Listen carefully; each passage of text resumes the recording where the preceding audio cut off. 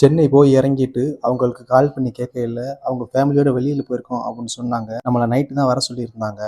அவங்க வர சொல்லியிருந்த லொக்கேஷன் ராயப்பேட்டை நியூ காலேஜ் பக்கத்துல. அவங்கள்ட்ட கிஃப்ட்ட குடுத்துட்டு, உடனே நம்ம சென்னையிலேருந்து கிளம்பிராம, அங்கே பக்கத்துல உள்ளவங்கள்ட்ட இங்க ஹோல்சேல் ரேட்ல பொருட்கள்லாம் எங்கே வாங்கலாம்? அந்த ஏரியா என்ன? அப்படின்னு கேட்டு விசாரிக்கையில, பாரிஸ் போங்க, அங்கே உள்ள மார்க்கெட்ல எல்லாமே உங்களுக்கு ஹோல்சேல் ரேட்ல கிடைக்கும் அப்படின்னு சொல்லியிருந்தாங்க. இந்த பிளேஸ ஒருத்தவங்களும் ஒரு மாதிரி சொன்னாங்க. பூக்கடை, பாரிஸ், பாரிஸ் கார்னர், மங்காரம் இந்த மாதிரி நிறைய பேர்கள் சொல்லிக்கிட்டு இருந்தாங்க நம்மள்ட்ட. நம்ம ஃபர்ஸ்ட் சூஸ் பண்ண பிளேஸ் மங்காரம். அங்கேதான் ஃபர்ஸ்ட் நான் தேட ஆரம்பிச்சேன். இங்க நம்ம எதுவும் பர்ச்சேஸ் பண்ண போறோமா அப்படின்னு கேட்டா கிடையாது.